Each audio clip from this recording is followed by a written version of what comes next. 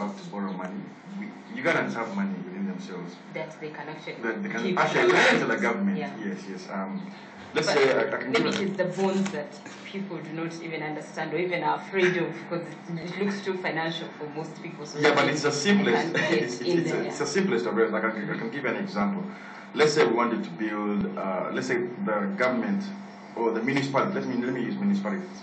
Let's say the municipality of Nakawa wanted to build a hospital or a road. It is easy for them to issue a promissory note to its locals and a few other people in Kampala that give us this money and we will pay you back once we build this road. Okay. So that's the easiest financing. That they can actually get. And before they used to say governments never default on paying back people, but what is happening in Europe right now, I'm seeing Greece and Turkey and all those people. It's a lot of defaulting, yeah. But before, if the fundamentals of the economics are right, the government is not supposed to default, so they'll just print more money. So under bonds, we will be able to raise a lot of money and finance these local initiatives that we have in the local councils and municipalities by just borrowing from the people instead of waiting for government to bring money, to get money from abroad, and then bring it and then distribute it among the districts and then the sub-counties and municipalities. So we could solve a lot of complaints and government doesn't have money, is not giving us money, yes, we just use this. Borrow from the people in the locality to build the roads, the hospitals and all the things that government wants to spend on. And looking at the statistics, how much of the bond investments is Uganda doing? It's at the exchange they have about 30 bonds now listed, and there's an auction every 4 months. And I would encourage people to look at the Uganda Securities Exchange website and Bank of Uganda. They have a lot of bonds, and more participation is required from the individuals to help raise this money. Yeah. So does it mean that is it restricted? What kind of individuals can? No, it's not restricted actually. People can buy bonds through a primary dealer. And currently we have about 5 primary dealers in Uganda, which are banks. So how it happens is government or Bank of Uganda announces a bond they issue, let's say a 10-year bond. A 10-year bond would be a promissory note saying in 10 years, I'll pay you back your money with an interest. So every 4 months they're issuing these kind of bonds and treasuries. So what people do, they go to their banks and request to buy these bonds and treasuries. So and what happens? They are big securities. You don't need any much more securities. No. The minimum amount is 100,000 shillings for the treasury. So you just go to the bank, deposit your money, say you're buying these treasuries. Then your bank, which is a primary dealer, will go now to the auction in Bank of Uganda, and they bid to buy whatever. Let's say the government wanted to raise 30 billion shillings. They will put out bids for 30 billion. So these banks will go and now fight. It's a real market out there to fight to get a portion of these bonds. Yes, and then they'll bring it, and then they'll give you the certificates. You hold it until it matures. The payment date is called maturity, when it matures after. Then you get paid. I guess it's a better form of investment other than just keeping your money on an account and probably saving. Yes, of course. It's actually take up buying treasuries. It's and the Uganda Securities Exchange I've had is trying to work out a way of activating the bond market so that people, individuals can get in there and buy this debt. Okay, we're talking about debt and how Uganda can actually be able to get out, and some of these bonds and the others that we can also consider as a country.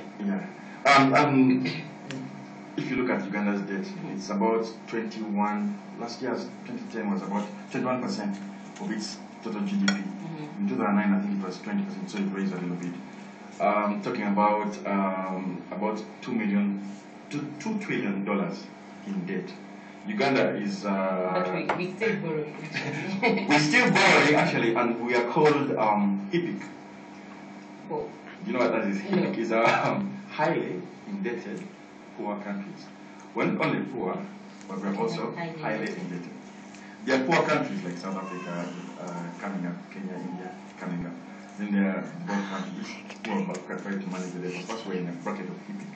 So we need to have good public debt management to get ourselves out of all that money that we're borrowing. Remember, we keep borrowing every year to finance our budget, and it's maybe a disservice to the future generations because they'll have by the time a lot of money to pay out. You have to really have an efficient point where you get the money in. One, have an efficient tax base. Okay. And I believe Uganda Revenue Authority is doing a very good job in as much as we would have in the morning and protest. Yeah, but if we understand it as a country, I guess it can be easier. Correct, yeah, and they're trying to have an efficient tax system, collections and stuff. So once a country has an efficient source of revenue through taxation, that is good. Also having an efficient and stable financial market, meaning the capital markets, Uganda Securities Exchange and other exchanges, Bank of Uganda, the synergies between all those factors and the financial markets should be working properly to promote good public debt management, because that's where the government is getting some of its money. So they have to have efficiency in the system. Also, we have good private savings, because if individuals themselves are saving, meaning they're keeping money in the bank, right? They are planning their future properly. They are able to fill in the gaps of their needs, so that when, let's say, they retire, they don't have to depend on the government. So if someone has saved, if someone has saved money enough, let's say for future, let's say somebody gets a disease, a terminal disease later on in life, you don't have to depend on the government or stay in the government's covers to treat you. You can have some private money that you can use to treat yourself, which again also involves into having a good social security system. The social security system is future savings for people that will be later on paid out to the individuals. So if you have those efficient, and from the look of things, Ugandans borrow more than they save. Yeah, yeah, but I mean, you can have there are two kinds of debt. There is the good debt, and then the bad debt. And then the bad debt. So you can talk about those two. So, which side of the equation you are is the most important thing. What is a good debt? A good debt is a debt that helps you finance things that you would actually really need as an individual. An example is a mortgage. If you want to buy a house, you get a mortgage. Which are very expensive in Uganda, so yes, those interest will come down. But yeah, the mortgage is a very good example of a good debt. So once you finance your payments properly, that's acceptable. That's a good debt. Yeah, businesses require money to expand and stuff. So walking into a bank and borrowing money to finance your activities as a business is very faithful at paying back. Correct, because it's in that the interests will come down actually, because the banks say, Ugandans don't pay back properly, so that's why we raise the interest rate. So once we get that culture of good payments, then I guess the banks will reduce the interest rate. Now, the increase in the interest rates in light of the crisis. Crisis, yeah, but this is temporary. It will come down. It will come down. Okay. Then bad debt. Bad debt, I don't know, here we started using credit cards. So credit cards are one of the worst debts, because you are borrowing short term to finance, let's say, the basics, that won't even bring in income. Correct. You want to buy clothes. A fridge. A fridge is like a credit card. So that's one of the worst debts to have, and a lot of people actually in the West have fallen prey to bad debt, and especially credit card debt that has ruined their credit ratings and histories and stuff. So should it come here with your pause, It's all here. I know one of the banks, actually some of the banks have visas and stuff. So those financial services, you can't stop them. I would encourage people not to use credit cards, but use the debit cards. Because a debit card, okay, it has a visa of course, is backed by money. Okay. Right, it's backed by money. Without the money you can't purchase. Yeah, without the money you can't purchase. But a credit card, it's some arrangement. Promissory note from you to the bank that I'll pay you money, lend me money to buy my shirts, my clothes, my shoes and stuff. Then tomorrow you can't. Then tomorrow you can't finance it, the interest rate goes up, you fall into like debt. Okay.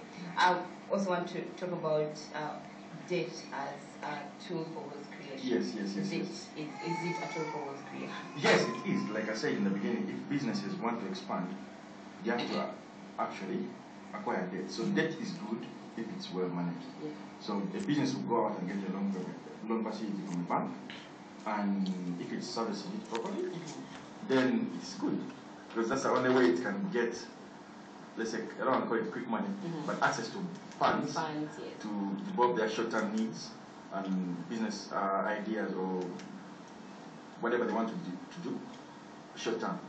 You don't want a business to wait for its profits to expand. No, you don't. No. Even as individuals, debt is good if you're taking on mortgages, if you're taking on car loans. I don't know, I mean, people need to travel around, so you can take on a car loan. Is that wise enough? After all, if you can pay for it. It's a liability. Yes, but you need to move around. So if you can finance it properly, then that's on the good side of debt. Yeah. Credit cards or money that's not backed by money somewhere else.